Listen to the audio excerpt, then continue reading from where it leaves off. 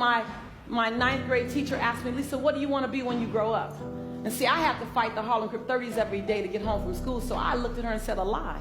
I took an English class, I got a fail in English. And my English teacher said in front of the entire class, Lisa, you have to be the weakest writer I've ever met in my entire life. Don't worry, my story ends good. Don't feel sorry for me. I got 7 under my belt. And then the same year, my speech teacher said, after giving me a D-, I knew I had an A in speech. Like, come on. He obviously didn't agree with me. He gave me a D- and said, quote unquote, Miss Nichols, I recommend you never speak in public, that you get a desk job. So here's the beauty of that story. Other people's perception of you ain't none of your business. Everything you've ever been through, sat through, rose through, cried through, prayed through, everything is a setup for your next best season.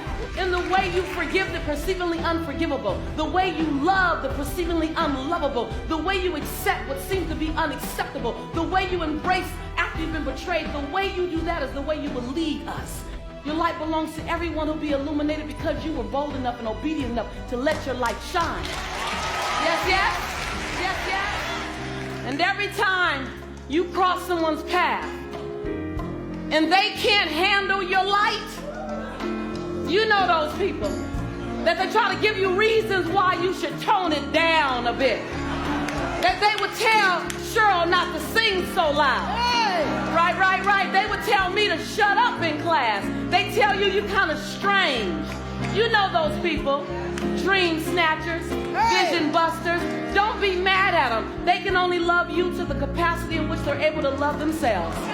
Don't be mad at them. Don't be mad at them. Pray for them. Love them.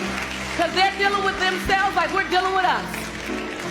But I want you to remember that your 70 watts has to be turned way up. Because you got way more to give us. It ain't over yet. Don't put a period where God put a comma. And when you turn it up to 159 watts, you know, you keep turning it up. You stop dimming your light. You say, today is the first day of the rest of my life. You turn it up. You're going to find people that can't handle your light. And before today, you might have dimmed your light. You might have shrunk a little bit. You might have tempered it down a little bit. But after today, I want you to see this. After today, turn the lights up. After today, you don't dare dim your light. As your light gets brighter, you're going to disrupt some people. And they're going to tell you your light's too bright, your light's too bright, your light's too bright, your light's too bright. Then you just look at them and say, well, I'm not dimming my light. I'm just going to hand you some shades.